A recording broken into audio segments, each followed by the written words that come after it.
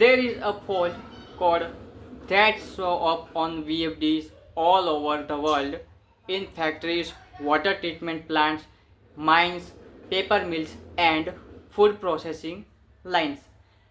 And it brings production to stop every single time DC bus over voltage. Or do you might see it as a OV fault. Okay? DC link over voltage or bus over voltage depending on your drive brand. Okay, you hit reset, it runs. 20 minutes later it trip again. Your maintenance team start talking about replacing the drive. Your plant manager wants answer. The most of the troubleshooting guides online give you 3 lines of advice that don't actually solve anything. Okay? So, in this video, we are going to go deeper than any other resource you will find on this topic. Every root cause explained with the actual physics of what's happening inside the drive. Every field solution with the real world engineering behind why it works. Okay? By the end of this video, you will know exactly what's causing your fault and exactly what to do about it. So, my first topic is how the VFD DC bus works. Okay, so to understand why this fault happened, you need a solid picture of what the DC bus actually and what it does. Let's build start that right now. Okay, a variable frequency drive has three main power stages. Stage 1, the rectifier, the incoming AC supply 3 phase 380 volts to 480 volts or 690 volts, okay, depending on your system, is converted to DC by diode bridge or DC control rectifier. This this DC voltage is approximately 1.35 times to the line to line AC voltage.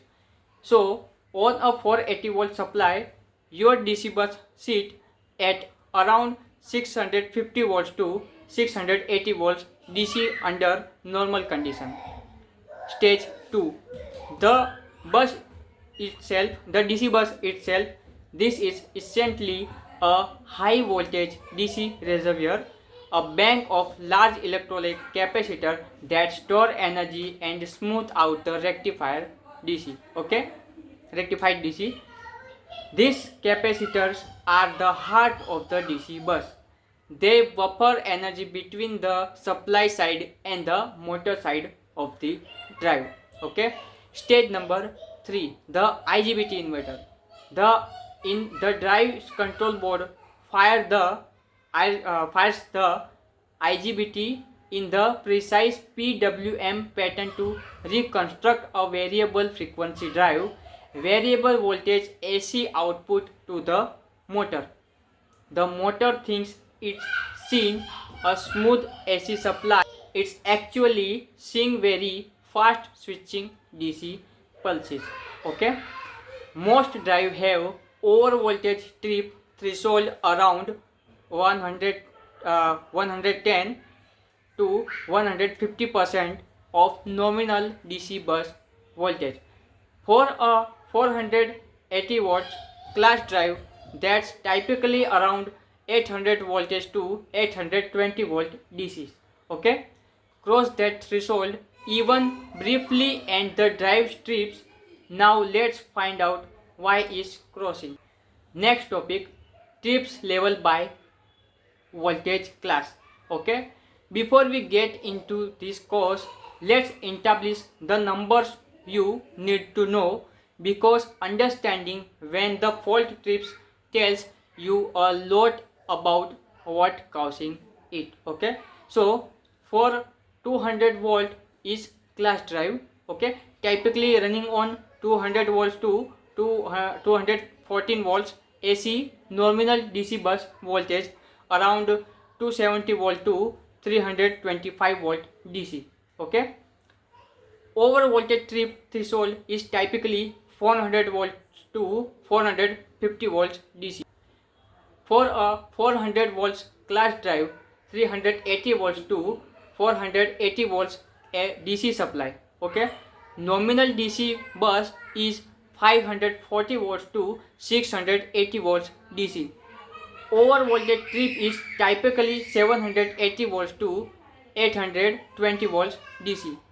For a 690 volts class drive, 575 to 690 volts AC, nominal DC bus is 890 800 to 810 to 930 volts. Trip threshold typically 1100 to 1150 volts DC. Okay. Now the now the critical question: when does the DC bus voltage rise that threshold? Okay.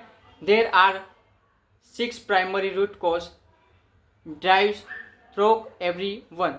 Okay. So first root cause 1, regenerative energy during acceleration. This is by far the most common cause of DC bus over voltage fault. Okay. And it comes from a fundamental principle of physical that many people don't think about when they set up a drive. Okay. When a VFD deaccelerates the motor does not just stop. The interior of the rotating mesh, the motor, the gearbox, the load keeping spinning. Okay. The VFD reduce the output frequency and the motor's synchronous speed drop below the rotor's actual speed. Okay. When that happens, the motor transitions from motoring mode to generating mode. Okay.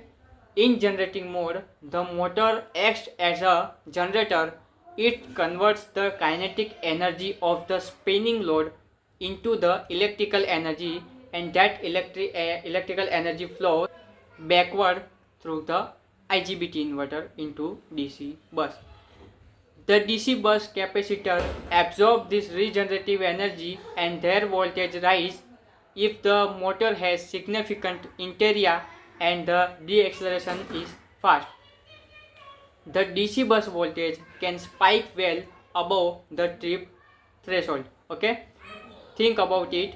With the numbers, a large centrifugal fan spinning at 1800 rpm has enormous rotational kinetic energy. If you command the VFD to deaccelerate from 1800 rpm to 0 in 5 seconds, all that kinetic energy has go to somewhere. Okay.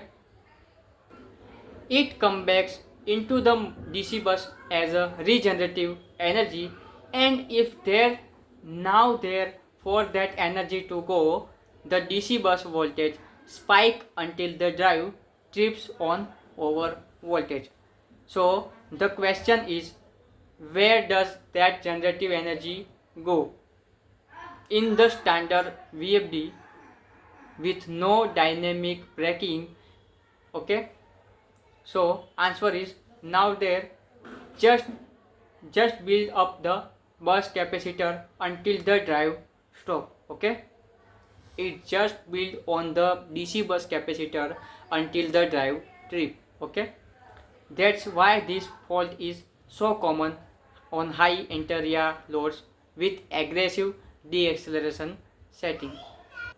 Root cause 2, deacceleration ramp too fast. This is the most overlooked parameter in VFD commissioning and fixing at this sometimes the entire solution. Every VFD has a deacceleration time parameter, often called D time, ramp down time, or deacceleration ramp in the parameter list. This parameter controls how quickly the drives ramp the output frequency down from the running speed to 0. If the parameters is set too aggressively to short a time, the drive tries to deaccelerate faster than the load interior can follow. Okay, the result is exactly the regenerative energy situation we just described. The energy flowed back into the DC bus faster than it can be dissipated.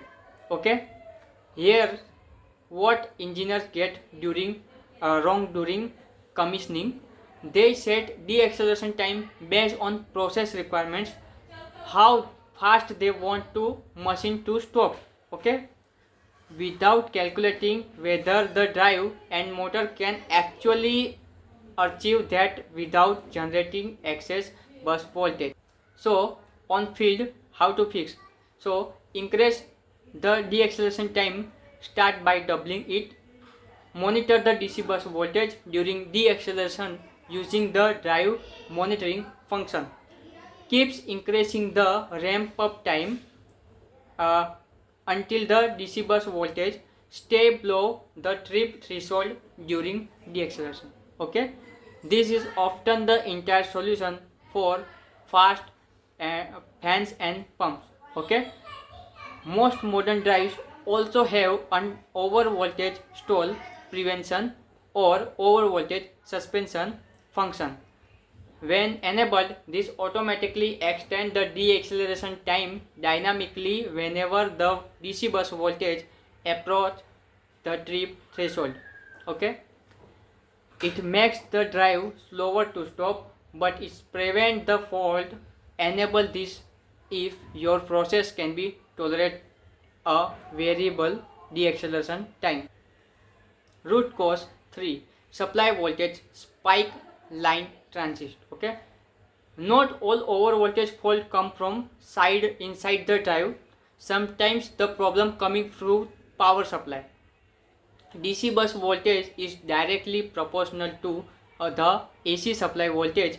If the supply voltage rise due to unity voltage, utility voltage swells, power factor correction, capacitor switching, large load switching elsewhere in the plant, or lighting institute transist, the DC bus voltage rise with it. Okay, a voltage swell of just 10% to 50% above nominal can push the DC bus voltage from its normal 650 volts toward 750 volts or more, getting dangerously close to the trip threshold. Okay, and any regenerative energy from the motor side and you cross the threshold. Capacitor bank switching is particularly nasty cause when a power factor correction capacitor bank switch into the bus. Either your own plant is PFC or the utility. Okay, it's create a rapid voltage transit that can spike for above the nominal supply voltage for a milliseconds. The spike can go to the DC bus. Okay, field solution: install a 3-phase line reactor. Okay, AC input choke on the VFD input. A line reactor typically 2 to 5% impedance limit the rate of change of the current significantly, limits the rate of change current, and significantly introduce voltage transist and spike before they reach the rectifier bridge. This is one of the best investment you can make for VFD protection, and it is recommended by virtually every drive manufacturer for the input side. Okay, so my next point is root cause for dynamic braking resistor failure. Okay, this is fault mode that catches experienced engineer off guard because of the drive appears to have the right protection hardware installed. but that hardware has quickly failed. Okay, a dynamic braking register DBR is the most common solution for dissipating regenerative energy in a standard VFD. When the DC bus voltage rises above a set threshold, typically 700 volts to 750 volts on a 480 volts class drive, a braking chopper transistor inside the VFD drive switch and on the connector connects the DBR across the DC bus. The resistors convert to the regenerative energy to heat and the bus voltage drop to the safe levels. But what happens if the DBR fails? If it goes open circuit, the most common failure mode, the braking circuit is present but do nothing. Okay, the drive deaccelerate regenerative energy and hit the bus. The chopper switch on but not current flow. Through the open register, the bus voltage climbs straight to the trip threshold. Thermal overload failure is also common if the DBR is undersized for the application, too high resistance value or too low power rating. It overheats during heavy deacceleration cycles. Many DBR have a thermal cutout that trips when overheated, disconnecting the resistor and leaving the open bus unprotected. Root cause 5, the DC bus capacitor degradation. Okay, this is the root cause that appears on older drives, typically 8 to 15 years into service, and it changes to overvoltage behavior in the subtle but important way. DC bus capacitors are electrolyte. They use a liquid electrolyte to achieve high capacitance in compact size. Over the time that electrolyte dies to out, heat accelerate this process. Result this a gradual reduction in capacitance and an increase in equivalent series in resistance, ESR, equivalent series resistance. When capacitance degrades, the bus capacitor have less energy, even storage capacity.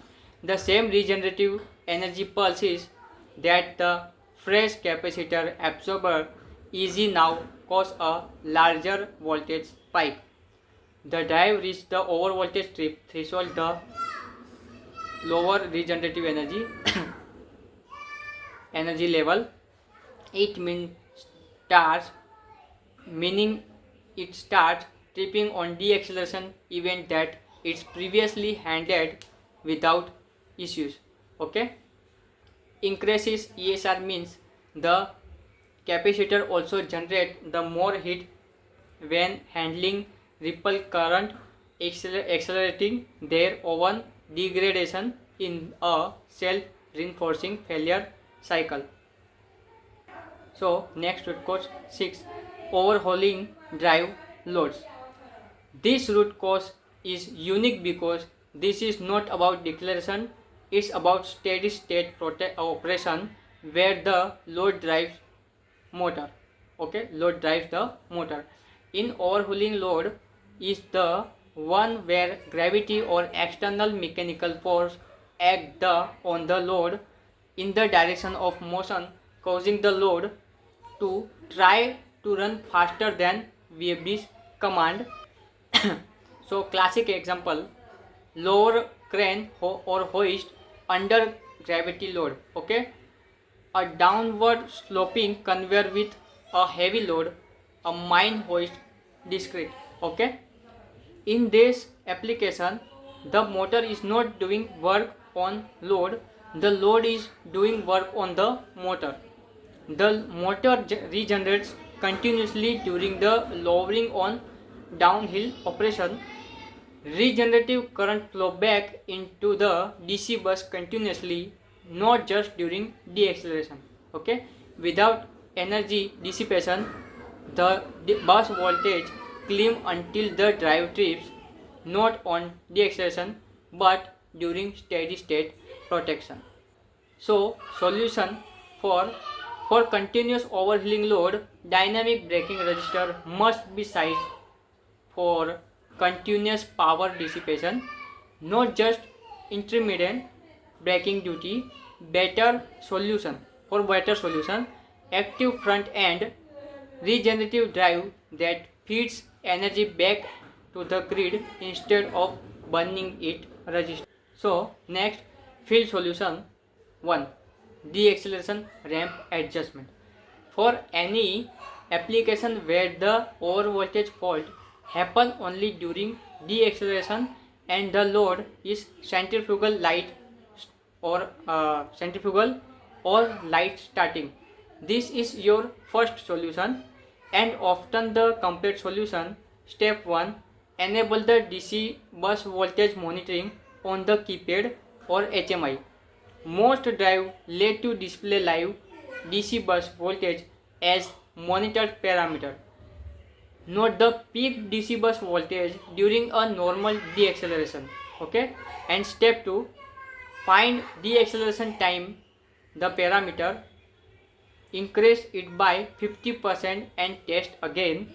Repeat until the peak DC bus voltage during deceleration stay at least 10% below on trip. Step number 3, enable over voltage suspension or stall prevention. If available, this act as dynamic limiter. The drive automatically extends deceleration whenever the DC bus voltage approaches the threshold. On other drives called over voltage control. Okay, on other drive it's called stall prevention during deceleration. Okay, on more other VFD over voltage called over voltage control. Okay, so check your drive manual for exact parameter. Okay, so so field solution 2, dynamic braking resistor sizing or replacement. When the ramp up adjustment is not enough or your process require fast control stopping, the dynamic braking resistor is the right hardware solution for the most standard VFD application. The sizing DBR correctly requires two values. The minimum resistance value drive can safety handle set by braking chopper, transistor peak current rating. Check the drive's manual. This is usually listed as R-mini. Okay, and the power rating based on your braking duty cycle. The minimum resistance is R, means DC bus trip voltage. Okay, your drive manual will list this directly. The power rating P. Okay, so what is power? Motor power into braking duty cycle percentage. Okay, for intermittent braking, a conveyor stopping every 5 minutes for 10 seconds. A 10% to 20% duty cycle register is typically. Okay, for the continuous overhauling load, you need 100% continuous power rate. So replacement checklist. Resistance value match drive specification. Check cable continuity between the drives and resistor. Verify thermal cutout is rated correctly and wire to a drive fault input. Okay, mount resistor where ambient airflow is adequate, never in sealed enclosure without ventilation. Okay, so next point is field solution 3, line reactor input filter. In your if your fault is caused by supply side voltage transist or spike, or if you want a layer of protection against them regardless, a three-phase line reactor is your solution. A line reactor. Line reactor is also called AC input choke or input inductance. This is a three-phase induction motor installed in series with VFD input, typically impedance 2 to 5% of the drive rated impedance. Okay. Function: limit interest current at power on. Okay. Voltage transist and spike before they reach the rectifier. Okay. Reduce harmonic distortion from the drive's rectifier and improves the power factor. For the DC bus overvoltage problem significantly, the reactor inductance limit the rate of which transist can be changed. DC bus capacitor, a transist that would have spiked the DC bus 800 volts, now rise more slowly and reaches the lower peak. Okay, potentially saying below the trip threshold. Field solution for regenerative drive active front end. For the application with continuous or frequent regeneration, crane hoist, mine hoist, downhill conveyors, test stand and winders, burning regenerative energy in a register is expensive and creates heat management problems. Okay, the engineering grade permanent solution is regenerative drive with active front end. FEE replaces the standard diode rectifier with a fully controlled IGBT bridge. This allows energy to flow in both directions, from the supply to the motor for monitoring and from the motor back to the supply grid for regeneration. Instead of burning regenerative energy as heat, you are feeding it back into the grid, effectively recovering it as usable electrical energy. The benefit: DC bus voltage remains controlled regardless of regenerative energy level. Overvoltage fault is eliminated permanently. Near unity power factor on supply side. Significant energy recovery in high duty regenerative applications can reduce energy consumption by 50% to 40% in crane hoist applications. Okay, so next, fault log. Read your drive diagnosis. Okay, before you replace any hardware, read your drive's fault log. The modern VFD records snapshot of operating parameter at the exact moment of the fault. This data is your most powerful diagnosis tool. When you access the fault history, look for DC bus voltage at moment of trip, what it at the trip threshold, or well below well below output frequency at that type when moment trip. Okay, was the drive deaccelerating, okay, running at speed, okay, or accelerating, okay, output current at the moment of trip, was the motor loaded or unloaded. So pattern is 0 overvoltage fault consistently during deacceleration, frequency dropping. Root cause: regenerative energy solution ramp extension, DBR overvoltage suppression function. Pattern 2, overvoltage fault during steady state running at set speed. Root cause: overheating load or supply voltage transist. Investigate which. Pattern: overvoltage fault at random times with no pattern in frequency or load. Root cause: supply side transist. Install power quality analyzer. Pattern: overvoltage fault increasing in frequency over month on in older drives. Okay, for root cause: DC bus capacitor degradation, so test the capacitor.